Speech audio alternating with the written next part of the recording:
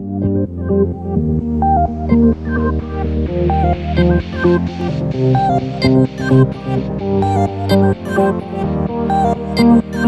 up, people? Technical Seconds here, and today I'm doing my second review, and this time is for Persona 3 Portable.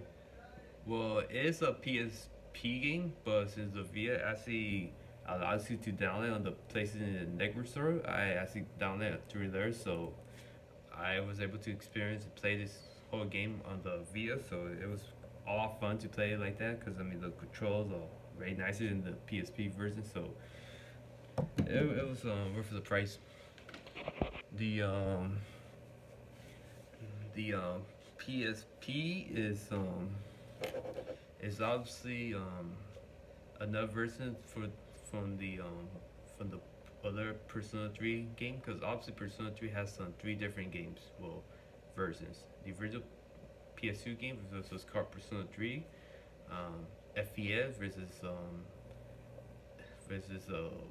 exact same thing, but it comes with a expansion pack, which does have a second story to it.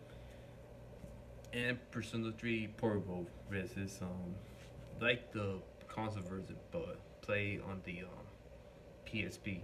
Obviously, the console version and the PSP version do share the same story, so there's not much like difference in storytelling. But obviously, they do kind of scrap and add some things from these versions, so you kind of have to come up with your own mind what exactly you want to play, the console version or the PSP version. Both versions have some ups and downside to it, so none of them are perfect. So that's what I want to point out.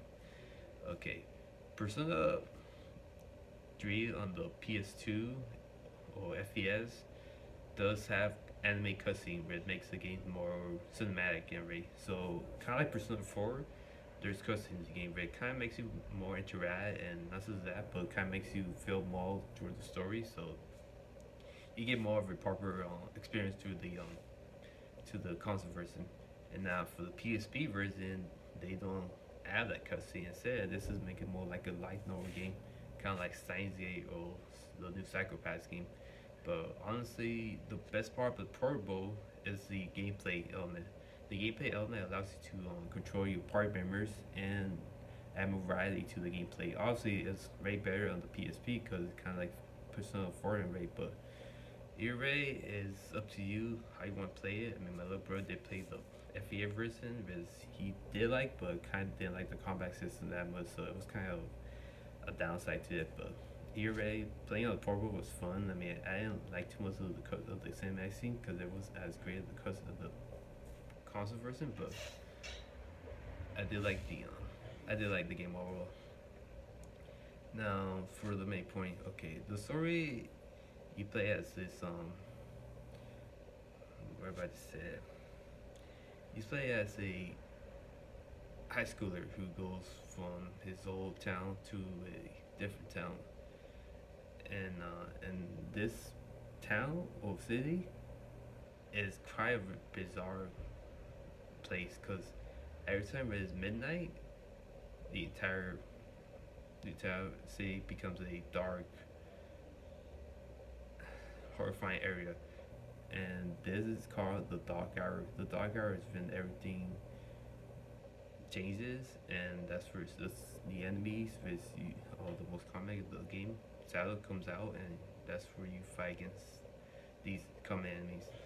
And well, during the dark hour, a certain place that happens and takes over, and well, as I said, the school kind of becomes this new place, which is called Tarvis. And Tarvis is obviously the main dungeon throughout the game, where you have to go through every single day that you are able to be more interactive. But the thing is that the purpose in the game is just trying to stop this whole dark hour from happening, so that people could go back to regular life. Honestly, there's like a lot of consequences, a lot of deaths that goes on, so obviously it has a more darker and life or death matter throughout this game.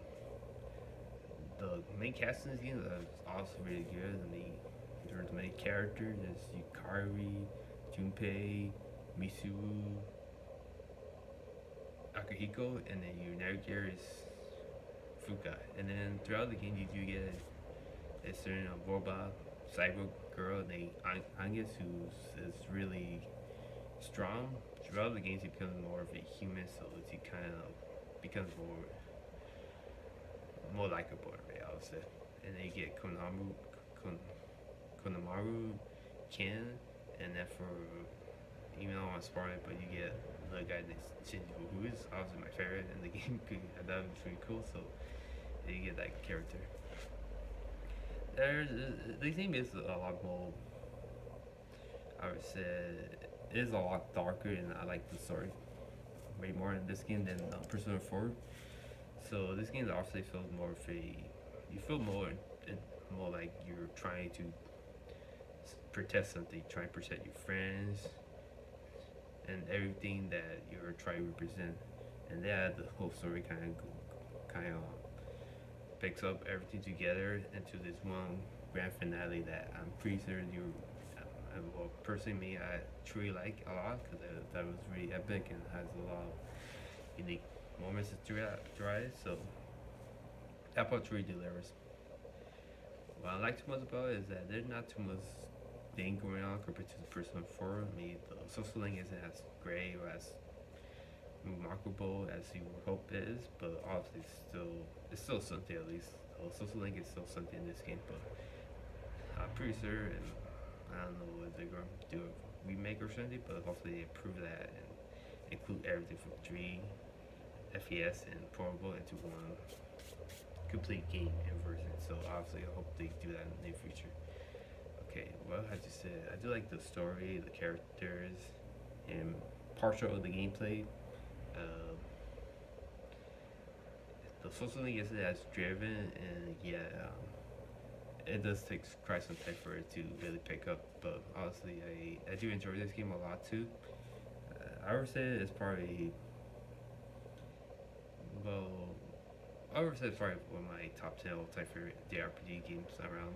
Obviously, Persona 4 is up there too, but this is obviously a fantastic title too. So personally, I would have to say Persona 3 Portable. I would have to give this game a 9.6 out of 10. It was a really good game. I mean, I did beat it like not too long ago, but obviously I still remember how it was, and obviously it was one of the most better games I played these past couple of these past few years. So truly is a silent game. So very happy to play it.